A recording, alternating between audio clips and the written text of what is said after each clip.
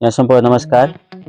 सधैँझै आज पनि म एउटा नयाँ विषयवस्तु लिएर यहाँ माझ आएको छु। असल नागरिकका प्रमुख गुणहरू के हुन् भन्ने विषयमा म चाहिँ यहाँ छलफल गर्न गइरहेको छु र भिडियो अन्तिमसम्म हेरेर साथ दिनुहुन्छ भन्ने आशा र अपेक्षा पनि लिएको छु र सधैँझै आजको विषयवस्तुतर्फ यहाँलाई चाहिँ म प्रवेश गराउन चाहन्छु। असल नागरिकका प्रमुख गुणहरू। पहिलो नम्बरमा कानुनको पालन। असल नागरिक सधैँ देशको कानुन, नियम र संविधानको पालना गर्ने हुन्छ। पालना गर्नुपर्छ असल नागरिक। उस समाजमा शान्ति र अनुशासन कायम राख्न चाहन्छ। दोस्रो नम्बरमा देशप्रेमी, प्याट्रियोटिक। असल नागरिक आफ्नो देश, संस्कृति, भाषा र परम्पराप्रति प्रतिबद्ध हुन्छ। माया मोह राख्छ र देशको हितका लागि योगदान दिन्छ। अर्को नम्बरमा रहेको छ जिम्मेवार। असल नागरिक आफ्नो कर्तव्य पुरा गर्छ, कर तिर्छ, मतदान गर्छ र सार्वजनिक सम्पत्तिको रक्षा गर्छ। अर्को रहेछ नैतिक र इमान्दार। ऊ सधैँ सत्य बोल्छ भनेको असल नागरिक। इमान्दारीपूर्वक काम गर्छ र छलकपट कहिले पनि गर्दैन। त्यसै गरी दयालु र सहयोगी, काइन्ड एन्ड हेल्पफुल।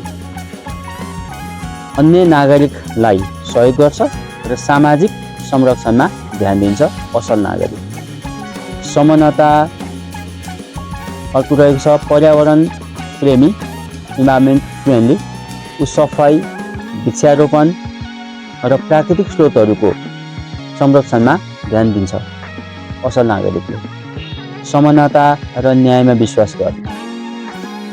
असल नागरिक सधैँ धर्म, जात र समुदायका मानिसलाई समान दृष्टिले हेर्छ। सबै किसिमका मानिसहरूलाई समान दृष्टिले हेर्छ। कसैलाई पनि भेदभाव गर्दैन र अन्यायको विरोध गर्छ असल नागरिक। अर्को सजग र सचेत, अवेयर एन्ड इन्फर्म। असल नागरिकले देशका नीतिहरू, अधिकार र कर्तव्यबारे जानकार हुन्छ र सचेत रूपमा निर्णय लिन्छ असल नागरिकले। त्यसै गरी अर्को रहेको छ सकारात्मक सोच र सहनशीलता। उसले फरक विचार, धर्म र संस्कृतिको सम्मान गर्छ र समाजमा सहिष्णुता फैलाउँछ असल नागरिकले। 10 नम्बर रहेको छ देश विकासमा सहभागी। असल नागरिकले आफ्नो क्षमता, रुचि र आफ्नो जुन कार्यक्षमता अनुसार देश विकासको कार्यमा प्रत्यक्ष वा अप्रत्यक्ष रूपमा सहयोग गर्छ। छोटकरीमा असल नागरिक त्यही हो जसले देशको नियम मान्छ, इमान्दारीपूर्वक काम गर्छ, सबैलाई समान व्यवहार गर्छ र देशलाई अगाडि बढाउन अमूल्य योगदान गर्छ।